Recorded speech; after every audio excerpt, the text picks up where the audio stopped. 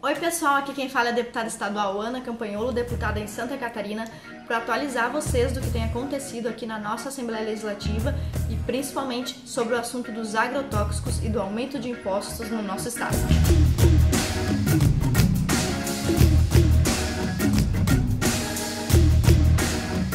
Esta semana, a Assembleia Legislativa de Santa Catarina realizou uma audiência pública para ouvir a opinião das entidades e associações que defendem o agricultor catarinense.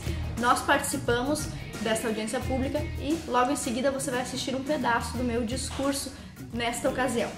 Para que você se atualize e possa entender o que está acontecendo, já há um ano, desde que o nosso governador do estado, Carlos Moisés, assumiu, nós temos lutado e temos travado uma grande batalha contra ele para que o imposto, o ICMS, sobre os defensivos agrícolas, sobre os agrotóxicos, não aumente. Isso seria prejudicial para todos os nossos agricultores, seja o pequeno produtor ou o grande latifundiário, e, consequentemente, prejudicial para todos os consumidores e também prejudicial para a nossa economia, para a economia do estado de Santa Catarina.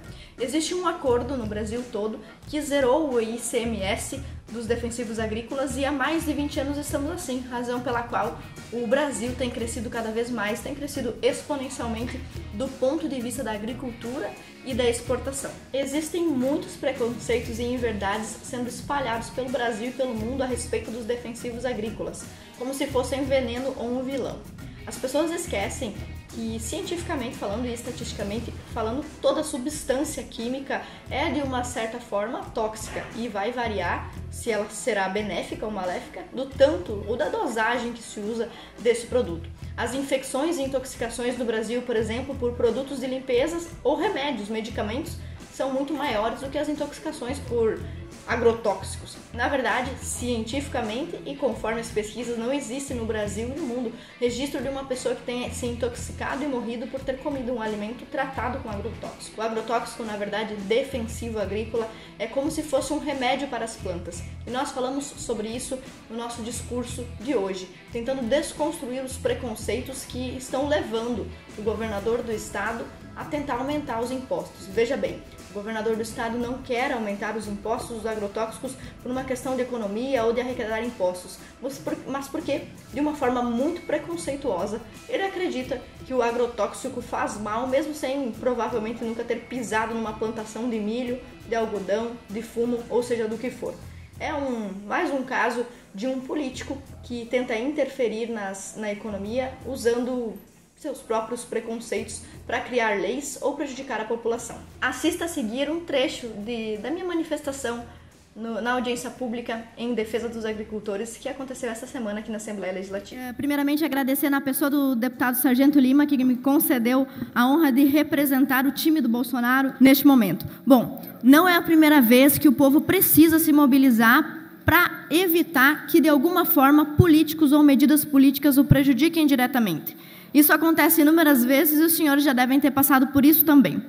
Eu peço licença aos deputados, aos secretários, para me dirigir especificamente aos senhores que são agricultores. Eu sou neta e filha de alguém que cresceu na agricultura e entendo as dificuldades. Entre os vários debates acerca destas questões do aumento do ICMS e dos agrotóxicos, além das questões econômicas, nós temos também uma questão de preconceito ideológico muito grave.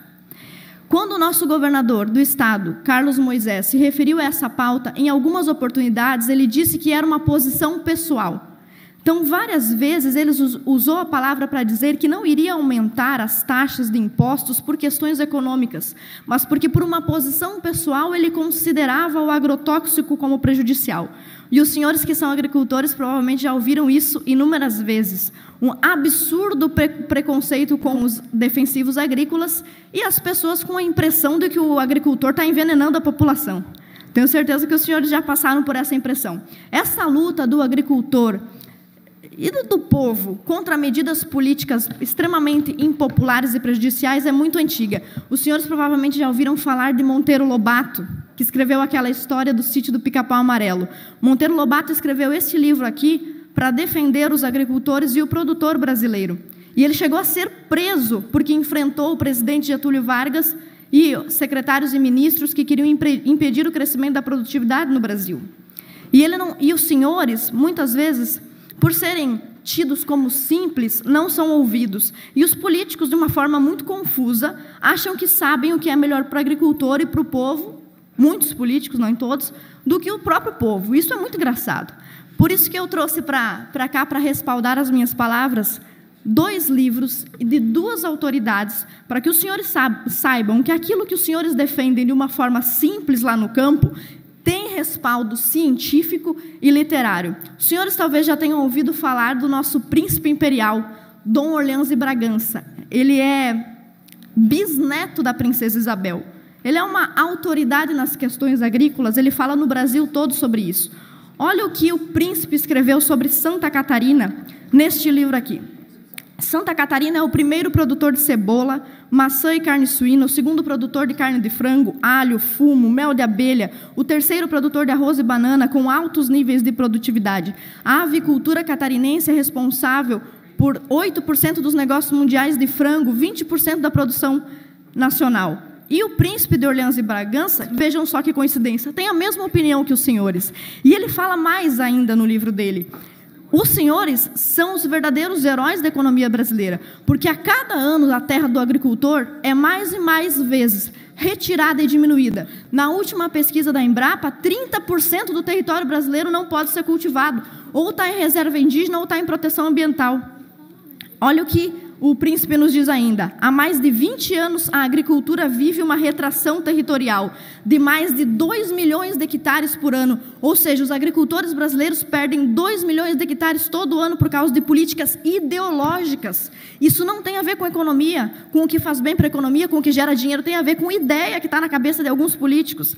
Então, de 1976 a 2010, mesmo assim, olha como os senhores são heróis da nossa agricultura, mesmo assim, um mesmo hectare de um agricultor produz, em média 2 vezes mais milho, trigo, arroz, soja e feijão, mesmo com tantos entraves ideológicos. E como é que os senhores têm conseguido fazer isso? Não é de outra maneira que não com o uso de agrotóxicos, cada vez mais seguros e cada vez mais eficientes. Então, o meu apelo aos senhores é que não permitam que esses preconceitos ideológicos se difundam contra o trabalho dos senhores e contra os agrotóxicos. E para encerrar nos meus últimos 30 segundos, quais são as 4 principais mentiras que nós ouvimos por aí acerca do agrotóxico? Os senhores já devem ter ouvido. Agrotóxico mata. Os senhores já ouviram isso?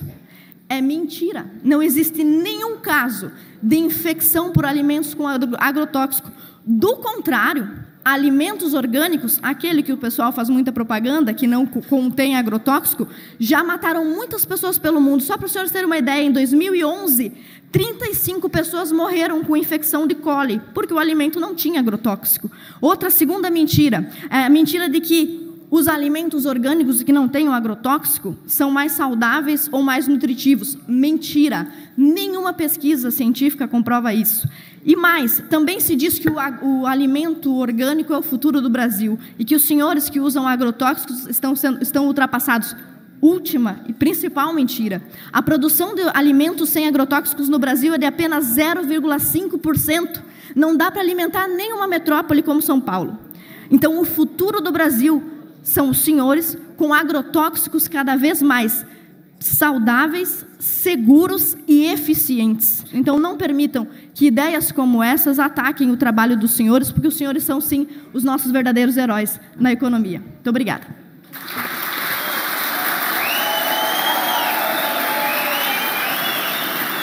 Você deve ter visto aí que eu citei 3 livros no meu pronunciamento, e por isso eu quero recomendar esses 3 livros para você, para que você não fique na dúvida e curioso com quais são eles.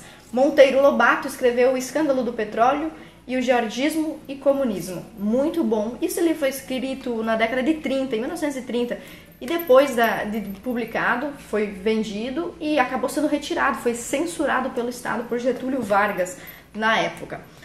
O segundo livro que nós usamos, Agradeça aos Agrotóxicos por Estar Vivo, do jornalista Nicolas Vital, que há 15 anos trabalha com jornalismo e agricultura.